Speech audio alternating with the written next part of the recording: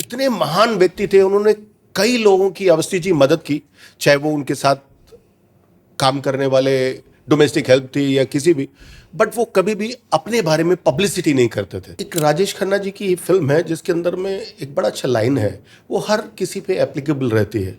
मुझे इन दोनों लोगों ने बहुत ज़्यादा इंस्पायर किया बीइंग एन एक्टर, और मैं काफ़ी कुछ इनको देखते हुए सीखा हूँ। बीच में ब्रेक आया तो वो मुझे बोलने लगे कि साहब हमको 2 मिनट बात करनी है आपसे। मैंने बताइए जी। तो बोले कि थोड़ा सा लॉबी में आ जाएंगे। तो मैंने कहा चलो मैं जाइए, मैं आता हूँ। मेरे को स्क्रिप्ट दी गई, मैंने सब देखा, तो 5 पेज का सीन और इतनी लाइनें उसमें। मैंने कहा यार तू याद कौन करेगा वहां पे एकदम खड़े होके। मैंने सर अपना मेकअप रूम में अपने गया, कुंडी लगाई, फोन स्विच ऑफ किया और मैंने स्क्रिप्ट को पढ़ना चालू किया। साथियों नमस्कार। आज हमारे जेड सीरीज स्टूडियो में बॉलीवुड के नामी एक्टर भूपेश रसीन जी आए हुए हैं। मैं उनका बहुत बहुत स्वागत करता हूं। शुक्रिया। भूपेश रसीन जी एक ऐसे एक्टर हैं जिन्होंने बहुत सी फिल्मों में अलग अलग अभिनय किया है। कहीं पे खलनायकी का, कहीं पे भावपूर्ण अभिनय, और आगे भी एक्टिंग कर रहे हैं।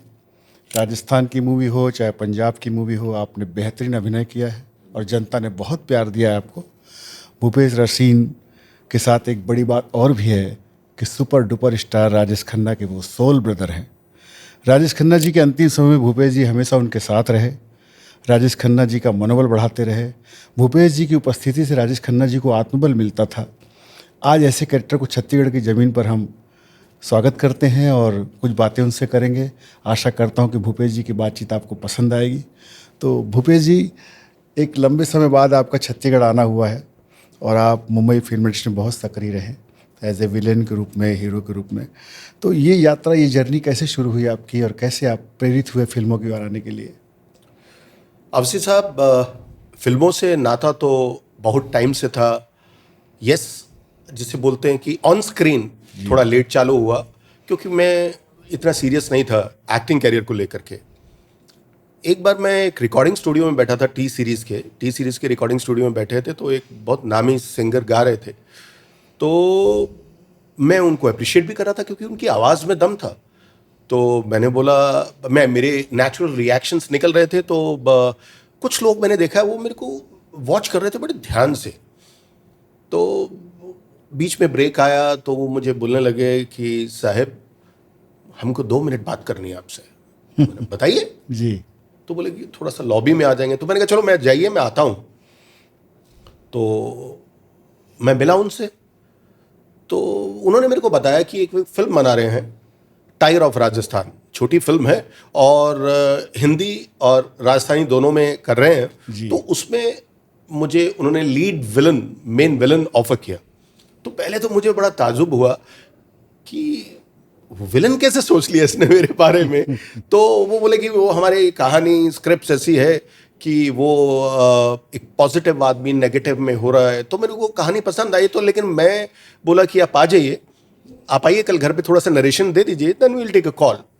और वो आए, स्क्रिप्ट पे मुझे दम लगा और इस तरीके से जर्नी चालू की और बहुत मज़ा आया फिल्म करते हुए और एक डिफरेंट एक्सपीरियंस था उनके साथ। बल्कि उससे पहले मैंने एक और फिल्म की थी, मतलब उसी दौरान। ये फिल्म प्रोडक्शन में थोड़ा लेट गई, उससे पहले मैंने नानक नाम जहाज कर लिया, तो कैमियो था उसमें, अच्छा काम किया। तो वो भी ऐसे ही रिकॉर्डिंग स्टूडियो में बैठा हुआ था, ऑफर किया और मैंने किया। तो इस तरीके से हमारी जर्नी चालू हुई। अच्छा अच्छा। इसके बाद फिर जो लगातार आप अभिनय करते रहे, इस अभिनय के दौर में आपका धीरे धीरे जो फिल्म इंडस्ट्री में जो आपकी घनिष्ठता बढ़ी, बहुत से कलाकारों से आपके संबंध बहुत अच्छे हैं जी। लेकिन जो खास बात है वो कि राजेश खन्ना के साथ आप सोल ब्रदर के रूप में जो रहे, ये जर्नी हमारे दर्शक सुनना चाहेंगे कि भूपेश रसीन राजेश खन्ना की कितनी यादें समेटे हुए हैं।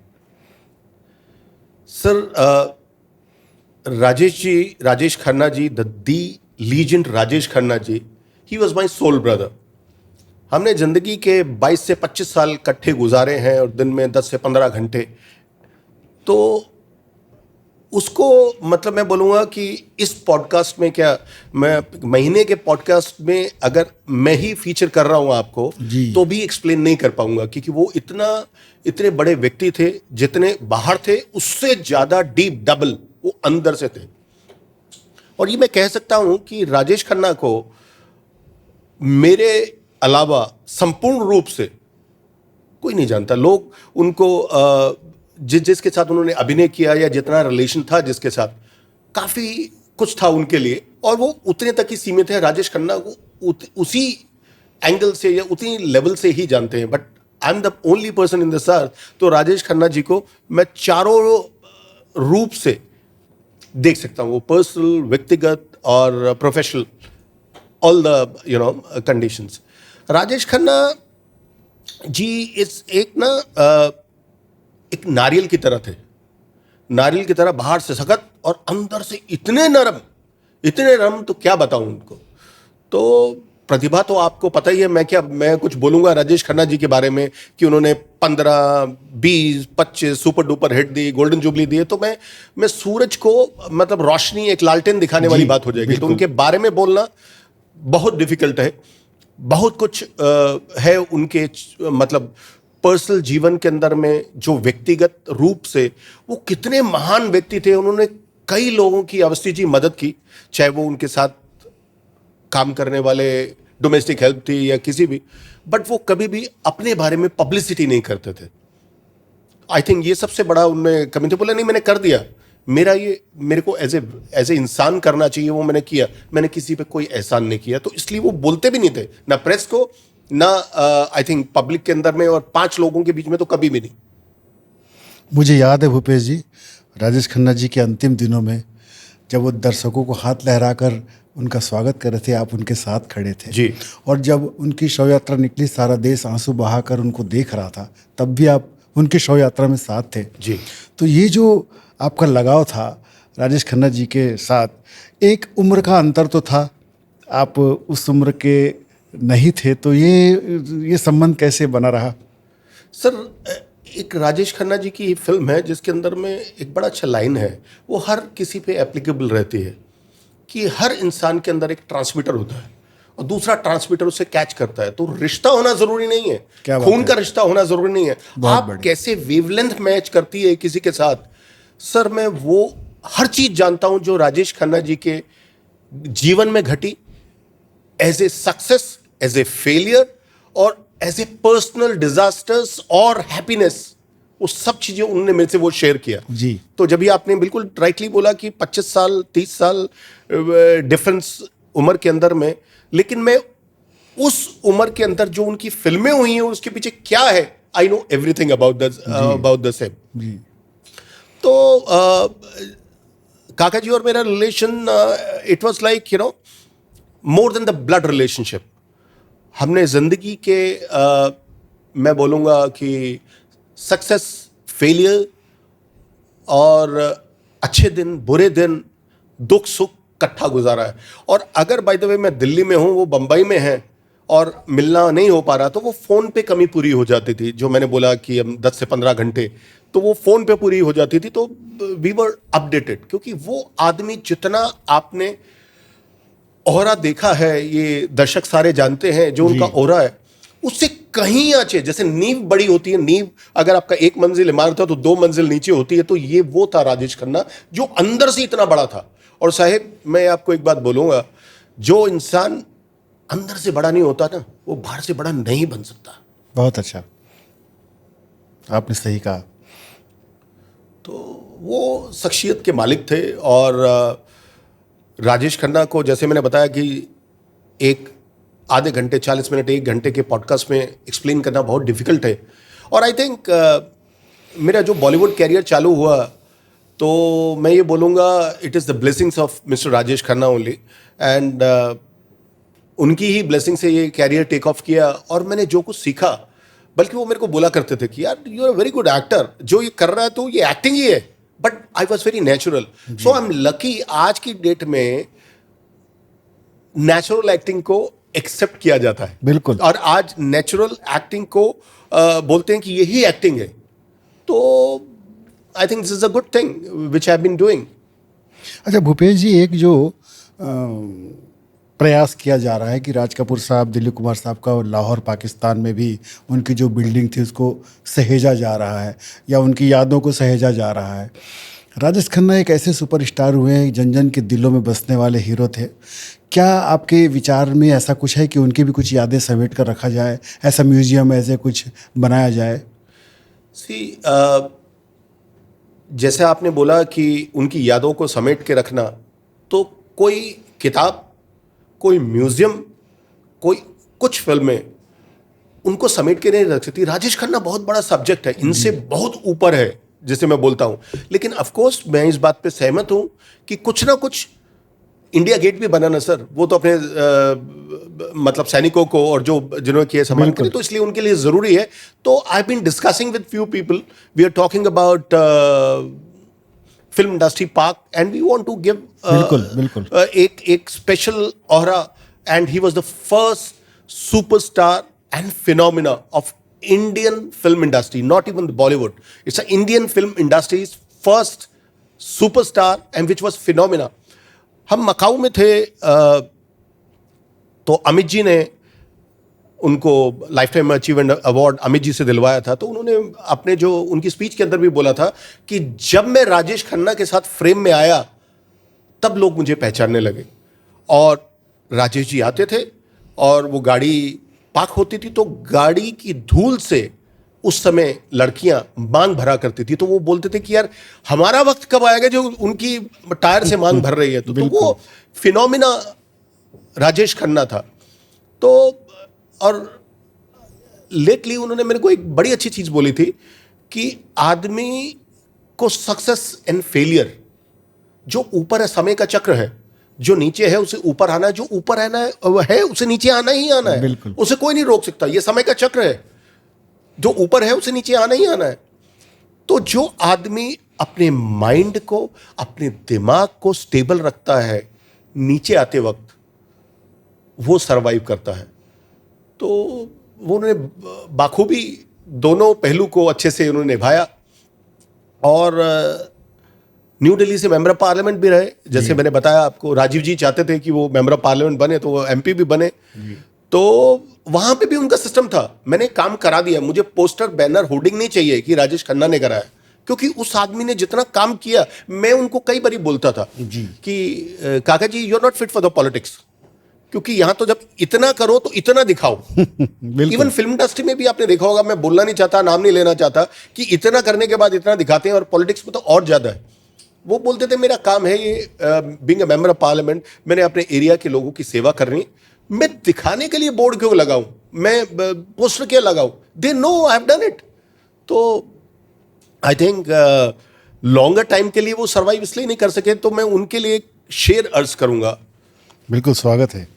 कहते हैं, बदसूरतों की महफिल में उसका कत्ल हो गया, बदसूरतों की महफिल में उसका कत्ल हो गया, जो शहर भर में आईने साफ किया करता था। क्या बात है। तो साहिब, ये वो राजेश खन्ना थे, और राजेश खन्ना के डीएनए में सुपरस्टार था, तो वो डीएनए में सुपरस्टार आए। और एक बात मैं फिर बोलूंगा आपको कि king is a king whether on throne और एग्जाइल। किंग हमेशा किंग रहता है, वो सिंहासन पे हो या रोड पे हो, वनवास में हो, किंग हमेशा किंग ही रहता है। So he lived his life like a king. He died like a king. And you have seen कि कितना लोग, कितना जमघट, और आई थिंक पूरे महीने सिर्फ प्रेस में राजेश खन्ना चलता रहा उस समय, और इतनी भीड़। तो वो लोगों का प्यार था और दुलार था। तो यही सबसे बड़ी चीज़ है सर राजेश खन्ना जी के लिए। और I have learn lot of things from him. और आज मैं जो भी कर रहा हूँ, आज नेचुरल एक्टिंग के हिसाब से तो बिल्कुल फिट बैठता है, और लोगों को अच्छा लगता है, ऑडियंस को अच्छा लगता है। जैसे अभी हम अवस्थी साहब बात भी कर रहे थे, एक बहुत बड़े प्रोड्यूसर हैं, उन्होंने मुझे बुलाया कि भूपेश यार, your face is very positive, बड़ा पॉजिटिव फेस है, like a hero kind of a face जी, और आप विलन करना चाह रहे हैं या विलन करना चाहते हैं इसमें, तो कैसे रहेगा? तो मैंने उनको सीधा आंसर दिया सर कि कमीनापन तो इंसान के अंदर होता है, तो उसको निकालना होता है। तो आप कभी गुस्से में देखिए अपने आप को सर, क्या बात है, मिरर में देखिए, आप विलन लगोगे। बिल्कुल, वो ठीक है कि गलत, वो बात की बात है, लेकिन वो दिखेगा विलन। वाह। भूपेश जी, जैसे आपने अभी बातों बातों में बताया कि राजेश खन्ना जी के साथ 20 से 22 साल आपके रिलेशनशिप रहे। इस दौरान हो सकता है कि आपने फिल्म इंडस्ट्री में लगातार आप एक्टिव भी हैं, बहुत से फिल्म कलाकारों से आपका भी और आपका हुआ होगा, मुलाकातें हुई होंगी।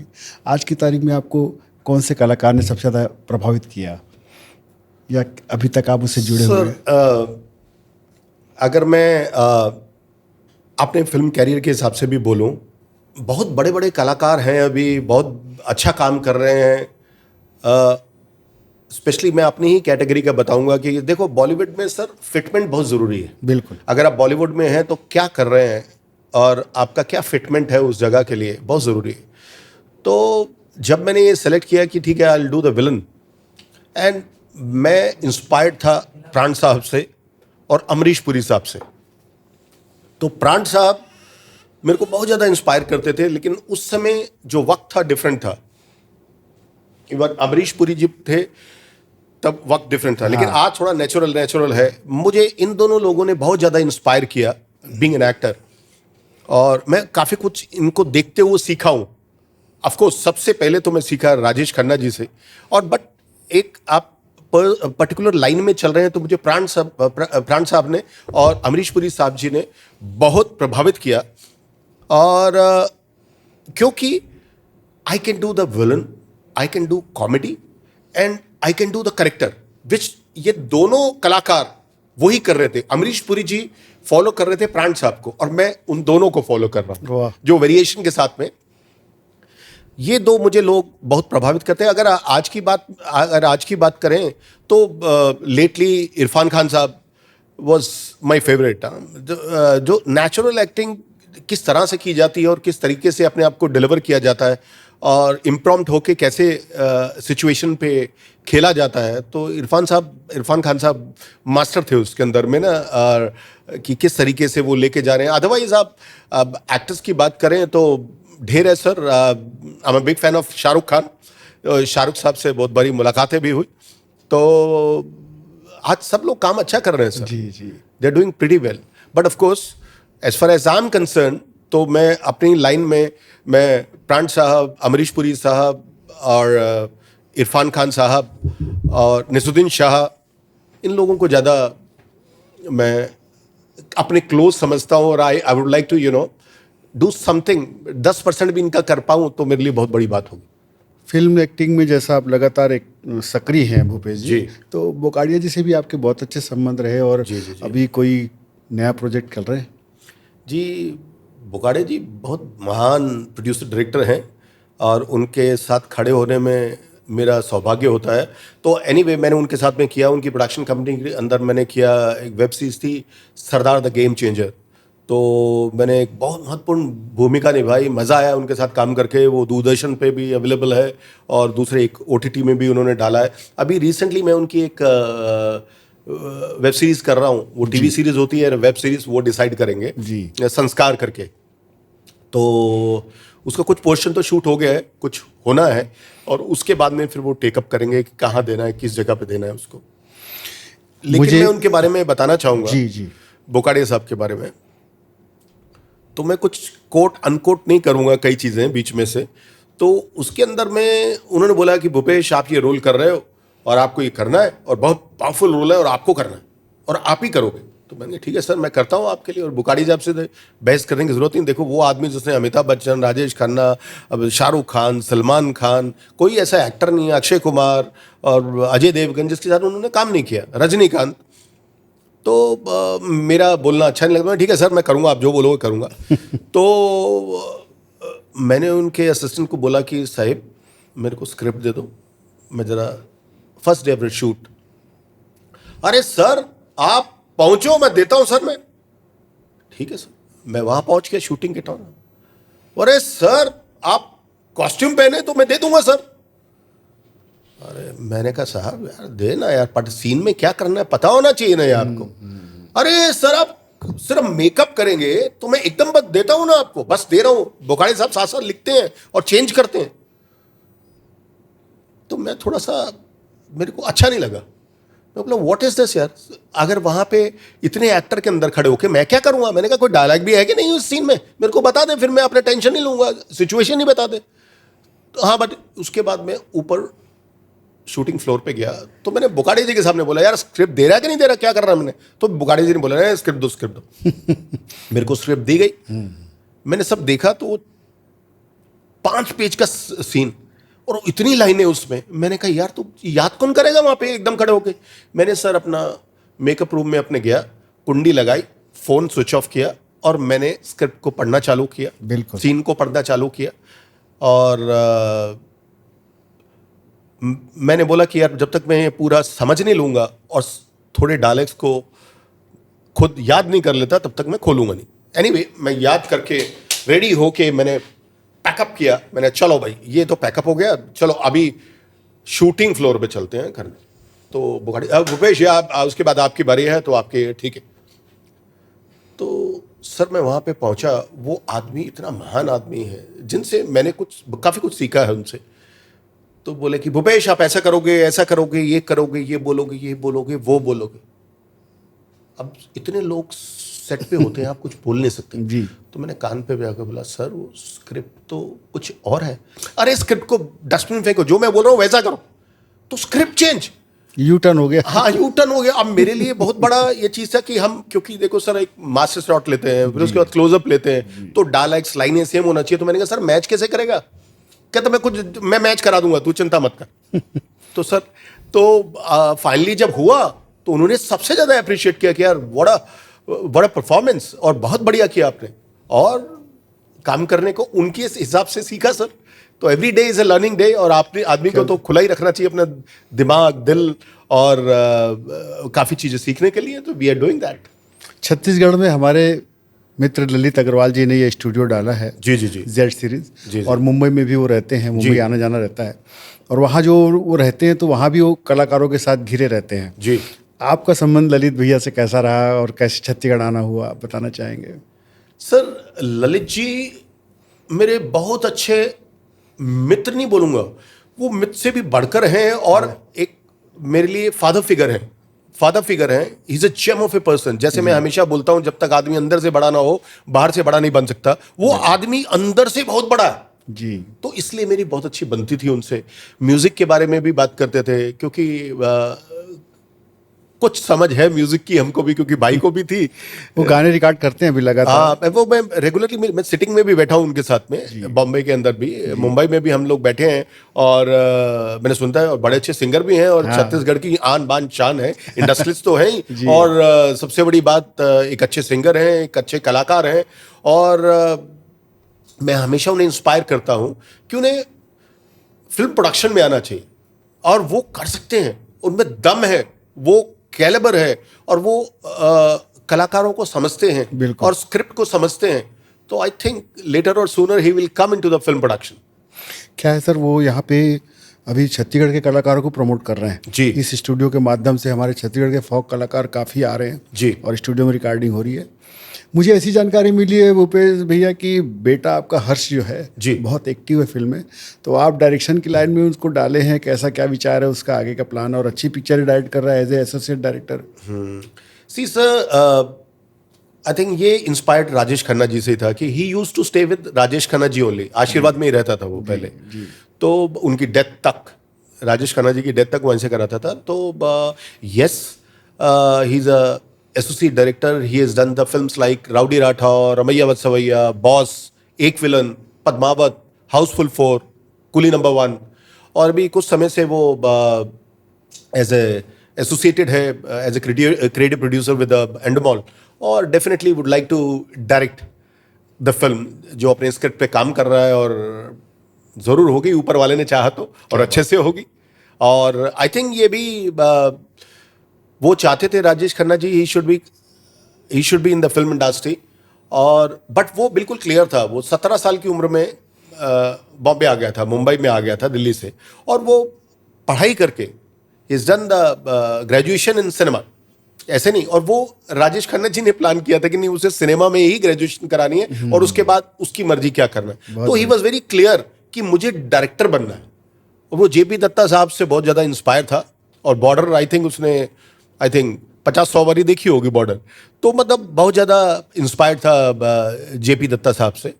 तो he is doing his work, and he is working hard in the film industry, and आज की लीग टॉप लीग में से है, ही इज वर्किंग।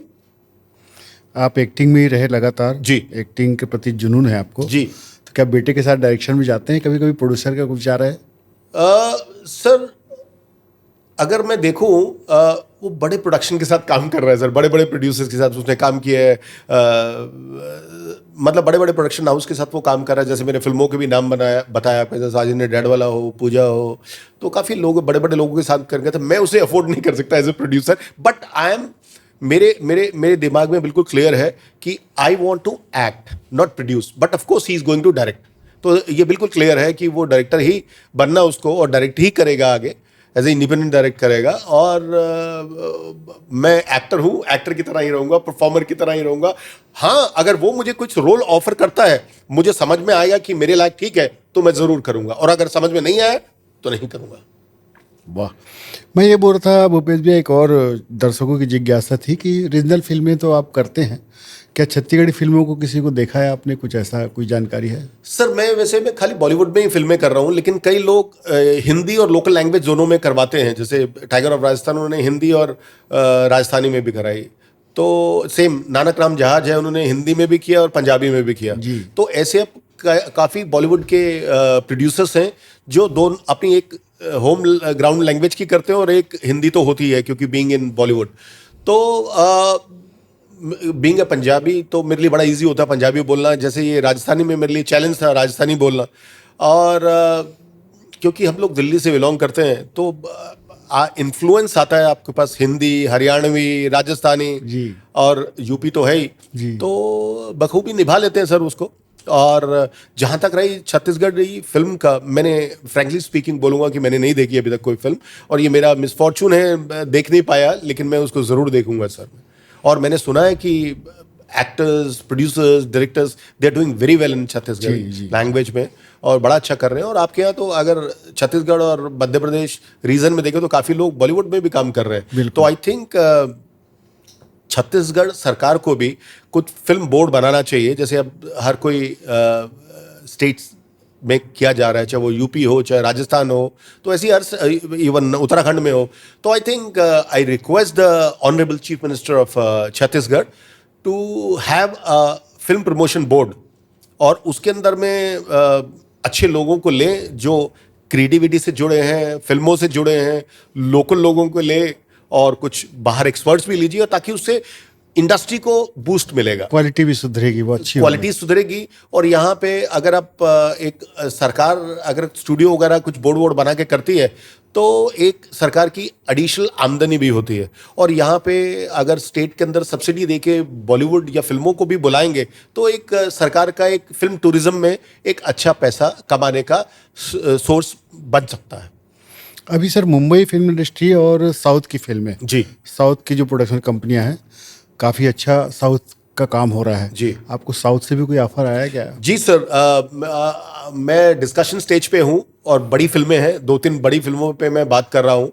तो जैसे ही मैच्योर होएगी तो आप लोगों को मैं डेफिनेटली बताऊंगा। बट अगेन वहाँ पे भी हो रहा है सर ऐसे ही कि वो पैन इंडिया फिल्म बनाना चाहते हैं, तो 2-3 साउथ की लैंग्वेज में बनाते हैं, चाहे वो मलयाली हो, चाहे वो तेलुगु हो या तमिल हो, एंड प्लस हिंदी को वो ज़रूर मेन रखते हैं वहाँ पे, कि हिंदी को भी प्रमोट करने के लिए। और हिंदी की बॉलीवुड की बहुत बड़ी मार्केट है एक्चुअली वर्ल्ड वाइड, और मुझे लगता है कि स्पेशली मलयाली फिल्म्स, इनका स्क्रीन प्ले बहुत बढ़िया होता है। अच्छा। कहानी पे बड़ा अच्छा काम करते हैं। मुझे लगता है कि अच्छी इनसे हमारे लिए सीख है बॉलीवुड के लिए। अभी लगातार साउथ की फिल्में सुपर डुपर हिट हो रही हैं, तो मुंबई फिल्म इंडस्ट्री जो है सर, उसमें काफ़ी डिफरेंस नज़र आ रहा है। तो आगे क्या लगता है कि अपने यहाँ हिंदी फिल्मों में का दौर अच्छा आएगा? अभी तो लगातार जैसा चल रहा था, एक सर्वाइवल स्टेज चल रही है जी, बहुत सी फिल्में साउथ की ली जा रही हैं, क्या लगता है आपको? सर आप देखिए, कंटेंट आज की डेट में हीरो नहीं है, कंटेंट हीरो है। आज आप देखा होगा कि बड़े बड़े स्टार्स की फिल्म नहीं चल पाती, पहले वो ओपनिंग मिलती थी उनको, अभी कंटेंट को ओपनिंग मिलती है, कंटेंट को मिल रही है। और आप देखिए इसमें लोग ना बॉलीवुड से सेंटिमेंट्स गायब होते जा रहे हैं। जब तक कि कहानी में सेंटिमेंट्स नहीं चलेंगे, बिल्कुल, तब तक काम चलेगा नहीं। सही कहा आपने।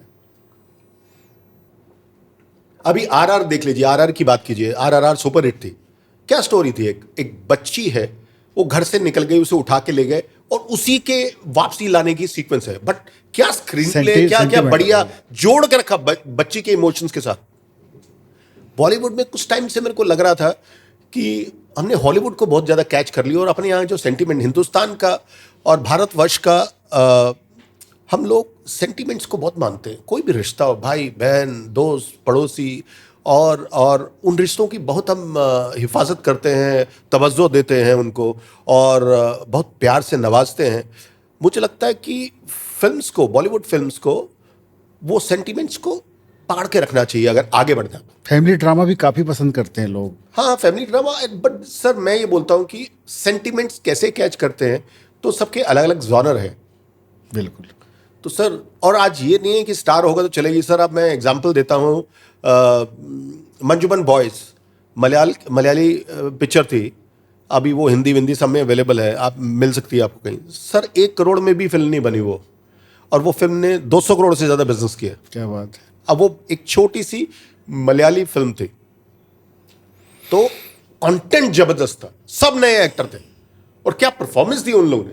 आई सल्यूट टू देम कि कैसे काम कर रहे हैं। मेरी भी 2-3 स्क्रिप्ट पे बात चल रही है मलयाली फिल्म्स पे, मतलब वो हिंदी पैन इंडिया बनाएंगे वो। जी जी। तो we are working on that. आप बहुत अच्छा अभिनय करते हैं, और एज ए विलेन तो आप भीतर के पूरे नेगेटिव सेंस को बाहर निकाल लेते हैं।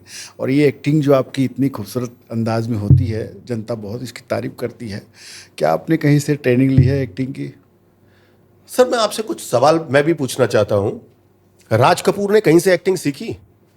धर्मेंद्र जी ने एक्टिंग कहीं से सीखी? राजेश खन्ना ने सीखी? अमिताभ बच्चन ने सीखी?